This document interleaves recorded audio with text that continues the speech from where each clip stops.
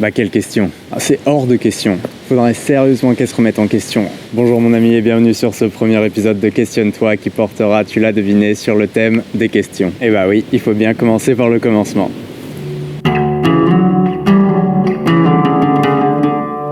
Pour ce premier épisode et pour tous ceux qui vont suivre, commençons par définir ce dont on parle. Je suis allé sur l'internet mondial pour chercher la définition d'une question. Et pour être tout à fait honnête avec vous, je n'étais même pas au courant des 2 dernières définitions que nous propose le Larousse. La dernière vous surprendra peut-être. Et le Larousse nous en donne non pas 1, non pas 2, non pas 3, mais 6 définitions que je vais vous lire dès à présent.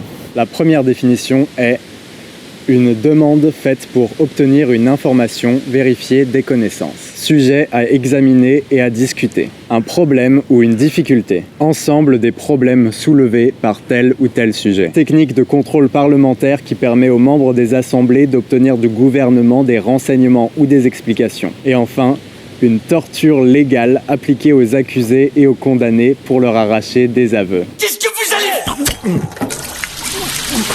C'est joyeux tout ça. La plupart de ces définitions nous présentent un aspect problématique voire négatif de ce qu'est une question. Dans cette vidéo, on va principalement utiliser les 2 premières définitions du Larousse. Alors examinons ensemble la question des questions en posant des questions. Ça peut peut-être porter un peu à confusion. On va s'interroger pour comprendre mieux le thème des questions. Un peu plus clair peut-être? J'espère.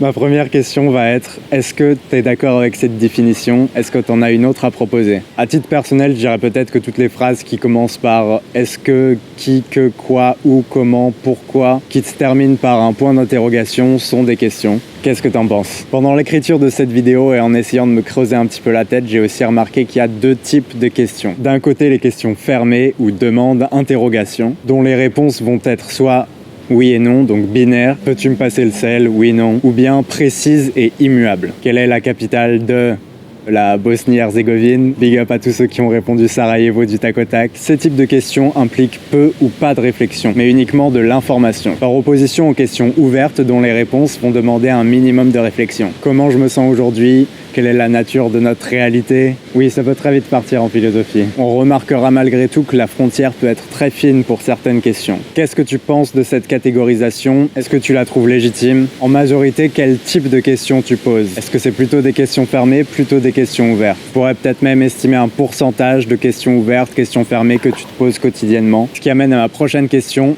Quelle question te poses-tu le plus souvent?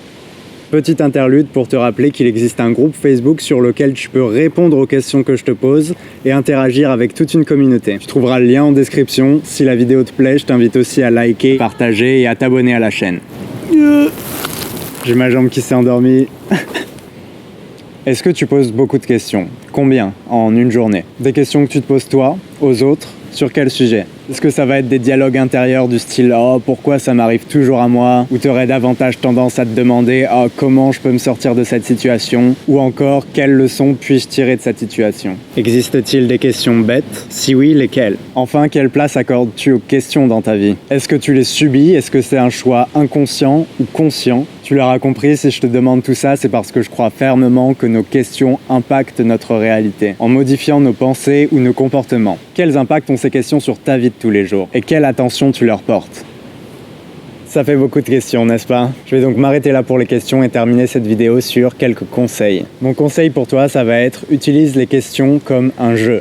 Je vais te donner des exemples concrets, tu vas tout de suite mieux comprendre. Lorsque tu rencontres quelqu'un et qui te demande « Ah ouais, tu viens d'où? T'as quel âge? » etc. Quelque chose d'amusant à faire est de répondre à ces questions par d'autres questions. À ton avis, j'ai l'air d'avoir quel âge? Devine. Et ce jeu des devinettes rend une première interaction souvent bien plus intéressante qu'elle ne l'aurait été. Et dernier exemple, tu peux jouer au jeu des questions, qui va simplement consister à poser et répondre à des questions avec ton interlocuteur de manière ludique et te permettre de mieux le ou la connaître. Les 3 règles de ce jeu: on ne répète pas la même question, que des questions intéressantes, donc ouvertes. Et la 3e règle sera « tu commences ». On se retrouve de l'autre côté sur le groupe Facebook pour débattre de ce sujet pendant une semaine. Si tu le souhaites, le contenu que tu posteras sur le groupe sera utilisé dans une vidéo de compilation de réponses. Quant à moi, je te souhaite de passer une bonne journée ou soirée. C'était Ferdinand pour Questionne-toi. À bientôt. Ciao.